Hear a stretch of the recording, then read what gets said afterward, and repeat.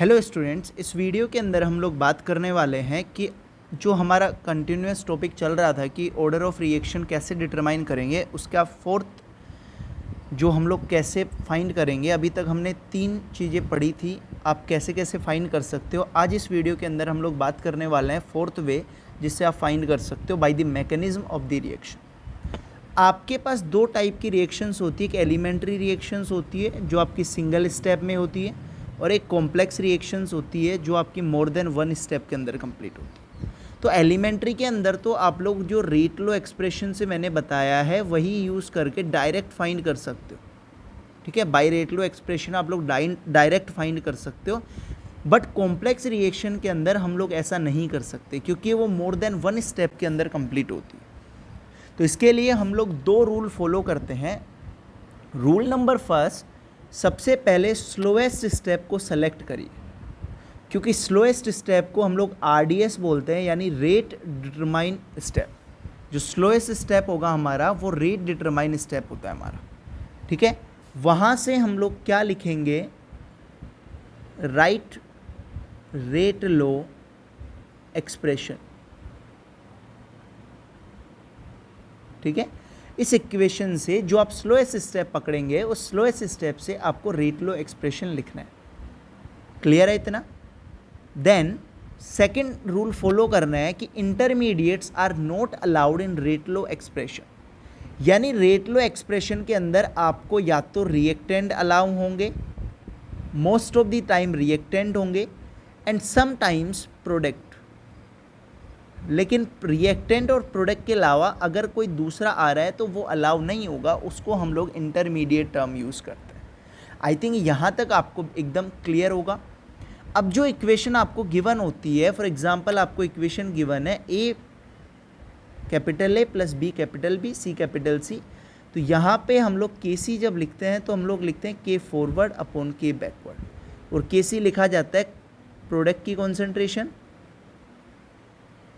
Divide by reactant की concentration. ये capital C तो उसकी पावर, और स्टोइकियोमेट्रिक कोफिशिएंट कहाँ आ जाता है, पावर में रख दिया जाता है, ठीक है। आई थिंक आपको यहाँ तक किसी भी क्वेश्चन में कोई ही दिक्कत नहीं होगी। अब कैसे सोल्व करना है इस चीज़ को समझिए, ठीक है। एक इक्वेशन आपको इस तरीके से गिवन होगी जिसमें 2 स्टेप्स गिवन होगी। सबसे पहले आपको इन दोनों स्टेप में देखना है कि स्लो स्टेप कौन से, और इस स्लो स्टेप से आपको रेट लो लिखना है कि अब रिएक्टेंट कौन है, यहाँ पे A है तो यहाँ A लिख दिया, और उसका स्टोइकियोमेट्रिक कोफिशिएंट 1 है तो पावर में 1। दूसरा रिएक्टेंट B है तो मैंने B लिख दिया, यहाँ पावर 1 है, यहाँ पावर 1 है। अब देखिए इसके अंदर रिएक्टेंट के अलावा कुछ आ रहा है, नहीं आ रहा, ठीक है। इसके अंदर रिएक्टेंट के अलावा कुछ नहीं। मैंने बोला या तो रिएक्टेंट्स होंगे, most of the time reactants ही होंगे। कुछ केसेस, एक एग्जांपल मैं करवाऊंगा ओजोन वाला, उस केस के अंदर आपको प्रोडक्ट मिलेगा, क्योंकि हमारे पास कोई चॉइस नहीं होगी, हम उसको हटा नहीं सकते यहाँ पे, ठीक है। तो यहाँ पे रिएक्टेंट ही आ रहा है, तो यही रेट लो आपका फाइनल हो गया, और यहीं पे हम लोग बोल सकते हैं कि जो ऑर्डर ऑफ रिएक्शन होगा वो सम होगा इसका, यानी n जो होगा पावर का सम होगा, यानी 1 + 1 कितना हो जाएगा आपका, 2 हो जाएगा। आई थिंक ये एग्जाम्पल आपको एकदम क्लियर होगा। अब सेकेंड एग्जाम्पल की तरफ मूव करें हम लोग, तो देखिएगा ये इंपॉर्टेंट एग्जाम्पल, इसके अंदर सारी चीज़ें आपको क्लियर हो जाएंगी एकदम।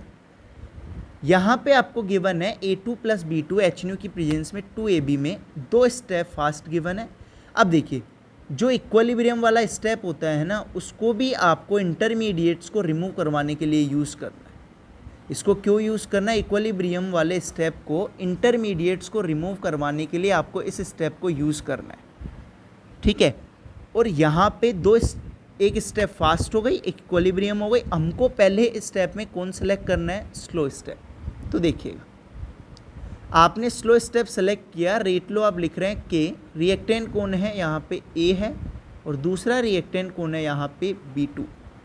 आई थिंक आपको यहाँ तक कोई डाउट नहीं होगा। अब चेक करिए रिएक्शन में आके कि A2 है, B2 है, 2AB है, ठीक है। यहाँ B2 है, डन। A नहीं है, A ना रिएक्टेंट साइड है ना प्रोडक्ट साइड है, इट मीन्स हमारा A क्या हो गया, इंटरमीडिएट हो गया और आपको इंटरमीडिएट को रिमूव करवाना है। अब कैसे रिमूव करवाना है, अगर इक्विलिब्रियम लिखा हुआ है या फिर इस तरीके से सिंबल डिनोट है तो आपको उसी को यूज़ करना है, ठीक है। और दूसरा, अगर नहीं लिखा हुआ तो आपको उस टर्म को ऐसे देख सकते हो जिसके अंदर ये ए आ रहा है, जिससे ए रिमूव हो सकता है, आपको उस टर्म को यूज़ करना है, ठीक है। जिसके अंदर ए आ रहा है आपको उसको यूज़ करना। देखिए, अगर आपका क्वेश्चन ये है कि मैं सी वाले थर्ड वाले स्टेप को क्यों नहीं यूज़ कर सकता, तो मैं आपको एक बात बता देता हूँ। यहाँ ए और बी दोनों हैं तो बी इंटरमीडिएट आ जाएगा अगर आप ए को हटाओगे तो अपने पास चॉइस नहीं है। तो अब कैसे लिखना है, इक्विलिब्रियम के लिए आपको केसी लिखना है। देखिएगा केसी क्या होगा, प्रोडक्ट का कॉन्सेंट्रेशन, रिएक्टेंट का कॉन्सेंट्रेशन और स्टोइकियोमेट्रिक कोफिशिएंट उनके पावर, ठीक है। तो यहाँ पे अब देखिएगा आपको क्या करना है, यहाँ से ए निकालिए तो क्या रहेगा, के सी, इधर A2 और इधर ए स्क्वायर, ठीक है। तो आप ए देखेंगे तो ए क्या होगा, के सी और A2 का अंडर रूट, ठीक है। तो अगर आपको ए लिखना है, देखिए इधर, तो आप ऐसे लिखिए KC2 पावर 1/2 और A2 तो पावर 1/2। आप रूट को ऐसे लिख सकते हैं, इस वैल्यू को उठा के आप इस वैल्यू को यहाँ से लीजिए और इस वैल्यू को कहाँ पुट कीजिए, यहाँ ए की जगह पे पुट कीजिए। देखिएगा क्या बनेगा, R लिखा हुआ है, K लिखा हुआ है, ए की जगह पे पुट करेंगे तो ए की जगह पे क्या पुट होगा, KC2 पावर 1/2 और A2 की पावर 1/2 और इधर लिखा हुआ है B2, इसका पावर कितना है, 1, ठीक है। अगर आपके पास दो कांस्टेंट आ रहे हैं तो इनको दोनों को हटा के कोई K डैश नया कांस्टेंट लिख दीजिए। K डैश आप अपने मन से लिख सकते हैं, इसका मतलब है ये है पूरा। हम ज़्यादा बड़ी इक्वेशन नहीं लिख के इसको छोटा कर रहे हैं और A2 दी पावर 1/2 और B2 दी पावर 1। अब आप चेक करिए कि जो ये एक्सप्रेशन हमने बनाया है इसके अंदर सिर्फ आपका कौन आ रहा है, रिएक्टेंट आ रहा है। अब यहाँ पे आपका ये रेट लो तैयार हो गया, जहाँ पे रिएक्टेंट ही आ रहा है तो यहाँ पे n यानी ऑर्डर ऑफ रिएक्शन कितना होगा आपका, वो होगा 1/2 + 1, इट मीन्स 2 LCM आएगा, 1 + 2 कितना आ जाएगा, 3/2 या फिर आप लिख सकते हो 1.5, ठीक है। आई थिंक आपको ये वीडियो बिल्कुल पसंद आई होगी। अगर वीडियो पसंद आए तो लाइक कीजिएगा, चैनल को सब्सक्राइब कीजिएगा और मोर वीडियोस के लिए बेल आइकन प्रेस कीजिएगा और ज़्यादा से ज़्यादा वीडियो को शेयर कीजिएगा। अब इसके जो बचे हुए क्वेश्चन हैं वो नेक्स्ट वीडियो में हम लोग डिस्कस करने वाले हैं। Thank you. तो नेक्स्ट वीडियो को ज़रूर देखिएगा और लाइक कीजिएगा बिल्कुल।